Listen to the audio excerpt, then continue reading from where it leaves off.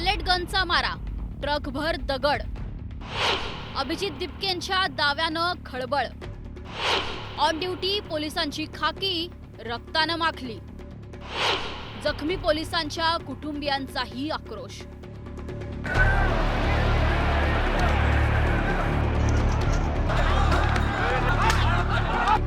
दिल्लीतील जंतर मंतरवरील विद्यार्थी आंदोलनातील ही दृश्य.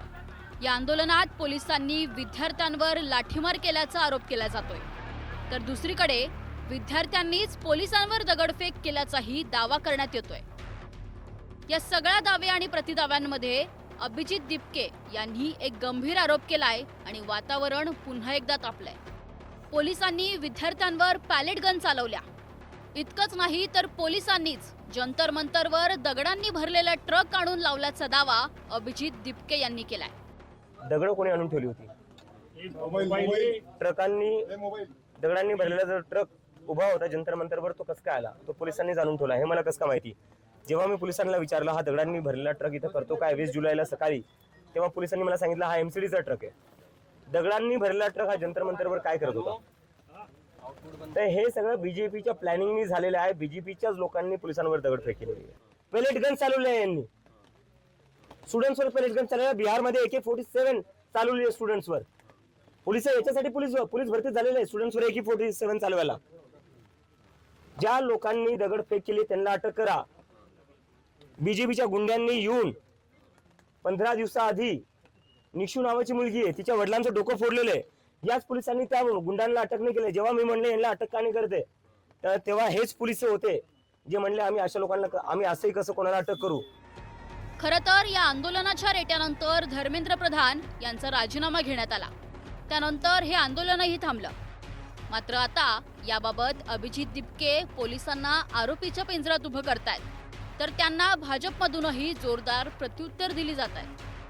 असं धरून झाला तेव्हा एखादी गोष्ट घडली असेल तर माणूस त्याच वेळेस सांगेल का त्याच्यासाठी 15 दिवस वाट पाहिल? तर हे जे सगळं चाललंय ना, हे ठरवून चाललंय.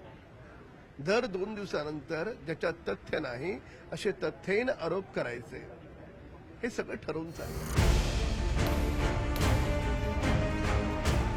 एकीकडे पॅलेट गन आणि ट्रकभर दगडांवरून आरोपांच्या फैरी झडतायत, तर दुसरीकडे दिल्ली पोलिसांच्या कुटुंबियांनी मात्र आक्रोश केलाय. बॅरिकेड्स पाडून पोलिसांवर दगड आणि चप्पल बूट फेकल्याचा आरोप पोलिसांच्या कुटुंबियांनी केलाय. तसेच अनेक पोलीस जखमी झाल्यानं त्यांना न्याय मिळावा अशी मागणीही त्यांनी केली आहे.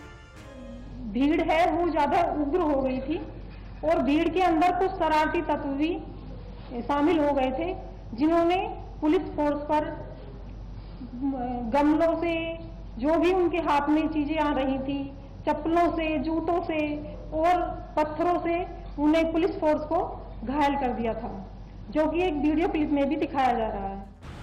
आंदोलन सुरू असताना 20 जुलै रोजी पोलिसांनी केंद्र सरकारला जो अहवाल दिलाय त्यानुसार 118हून अधिक पोलीस कर्मचारी जखमी झालेत.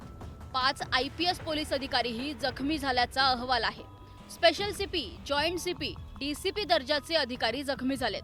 अतिरिक्त पोलीस आयुक्तांसह वरिष्ठ अधिकाऱ्यांचाही समावेश आहे. 43 महिला पोलीस कर्मचारी जखमी झाल्याची माहिती आहे. दिल्ली पोलिसांच्या 15 ते 20 गाड्यांचंही नुकसान झालंय.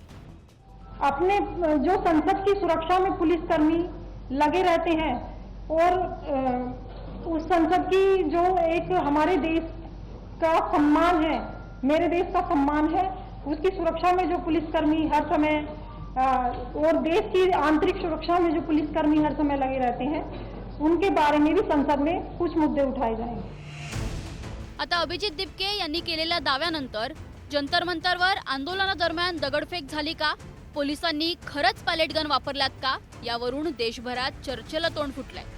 आणि हे सगळं सुरू असताना जखमी पोलिसांच्या कुटुंबियांनी न्यायाची याचना केली आहे. त्यामुळे दिपकेंच्या आरोपांनंतर चौकशीतून काय समोर येतं आणि जखमी पोलिसांबाबत सरकार काय निर्णय घेतं हे बघण्यासाठी काही दिवस प्रतीक्षा करावी लागणार आहे.